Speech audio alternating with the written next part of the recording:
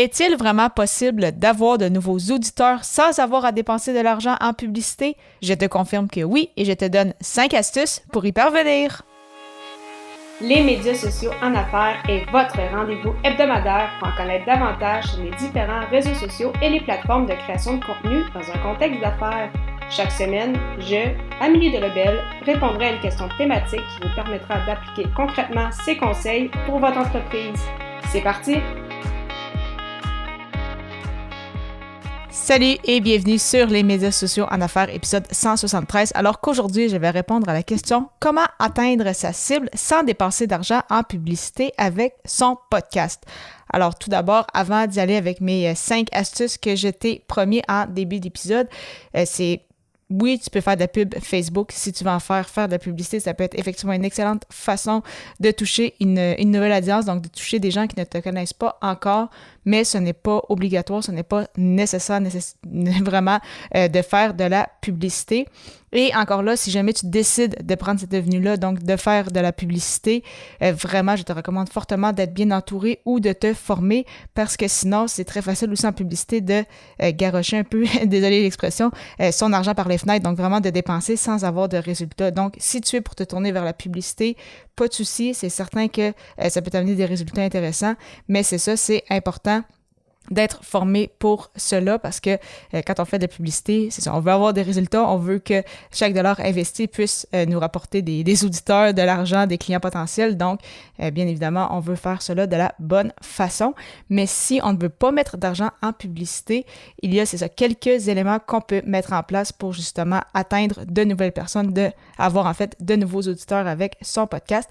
Et la première astuce que je vais vous partager aujourd'hui, c'est qu'il est important d'étaler la promotion de ton podcast.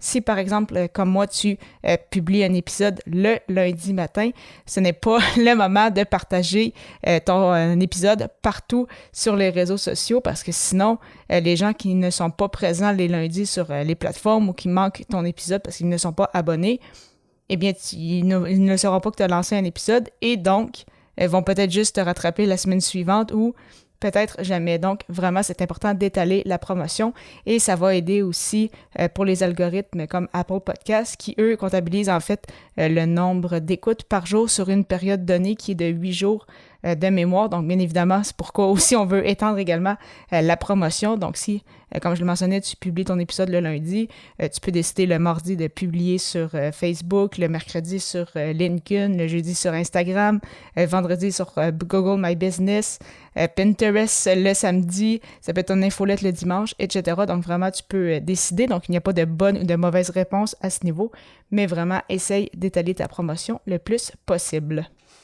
Deuxième astuce, c'est important d'utiliser aussi les avantages, en fait, les options de chacune des plateformes de réseaux sociaux. Si, par exemple, tu es actif sur Instagram parce que tu sais que ton persona s'y retrouve, eh bien, ne fais pas juste des publications sur Instagram. On sait que ce qui fonctionne très bien sur Instagram présentement, ce sont les stories pour générer des interactions, vraiment bâtir une relation avec ta communauté et également utiliser les Reels qui sont en fait les vidéos.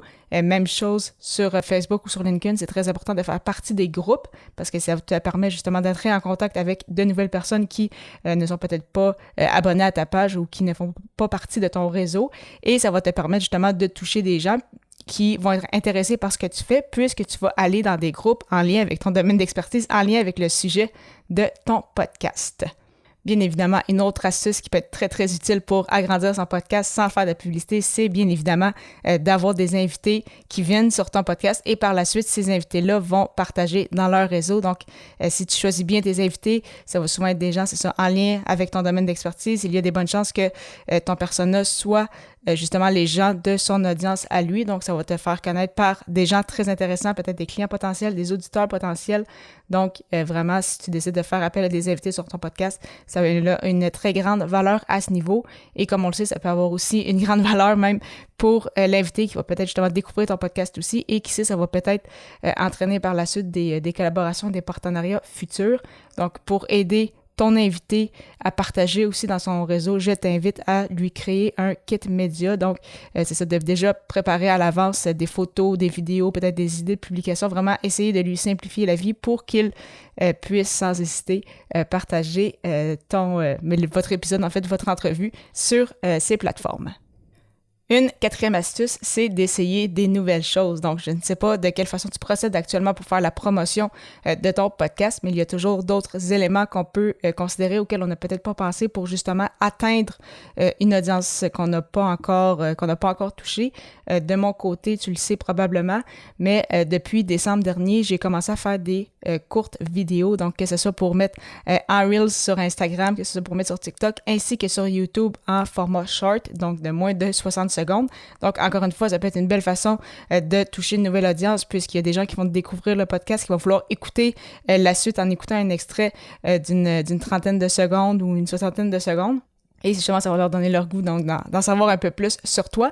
Et justement, quand tu fais des vidéos un peu plus courtes, c'est que tu peux justement t'en servir sur différentes plateformes par la suite. Tu pourrais également les publier sur Facebook et même sur LinkedIn, donc vraiment les partager à plusieurs endroits. Donc ça aussi, c'est ça qui c'est toujours plus efficace quand on crée du contenu ou qu'on essaie des nouvelles façons de toucher une audience et qu'on puisse récupérer un peu ce contenu-là aussi pour l'utiliser à plusieurs sauces. Donc, peut-être que les vidéos vont aussi faire partie de ta stratégie pour justement toucher des nouveaux auditeurs. Et finalement, la cinquième et dernière astuce que j'ai à te partager aujourd'hui, c'est vraiment d'être sur le plus grand nombre de plateformes d'écoute possible. Donc oui, bien évidemment, il y a les fameux Apple Podcasts, Google Podcasts et Spotify qui prennent une grande place dans le marché du podcast, mais comme c'est le cas sur Ocha, c'est possible de le diffuser à plusieurs autres endroits, que ce soit sur Deezer, sur Stitcher, que ce soit sur Overcast, donc vraiment, il y en a une dizaine au total. C'est également possible d'ajouter ton podcast sur iHeart Radio. Pour les gens du Québec, il y a Balado Québec aussi. Donc vraiment, tous les endroits en fait où tu peux déposer ton podcast, fais-le. Tu ne sais pas qui va pouvoir l'écouter. Comme je le mentionne, c'est sûr qu'il y a les trois grands joueurs qui prennent beaucoup de place. Tu peux le mettre aussi sur YouTube. Donc vraiment, plus ton podcast est disponible à différents endroits, plus tu as des chances de toucher de nouvelles personnes. Et même si c'est juste un auditeur à la fois, mais ça va être un auditeur qui a des chances de devenir par la suite un client et avec qui tu vas peut-être justement faire de la business ou au moins entretenir quand même une belle relation avec lui. Donc vraiment, plus ton podcast va être disponible à plusieurs endroits, bien, plus tu as de chances de toucher de nouvelles personnes.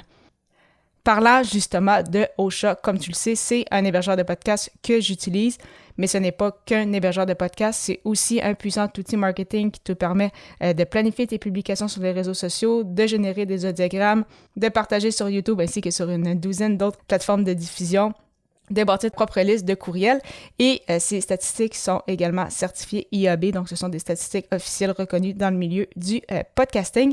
Et de plus, c'est une plateforme francophone avec un super service à la clientèle, donc vraiment un super hébergeur à connaître dès aujourd'hui. Donc, pour l'adopter à ton tour, simplement aller au ameliedelabel.com/Ocha, AUSHA.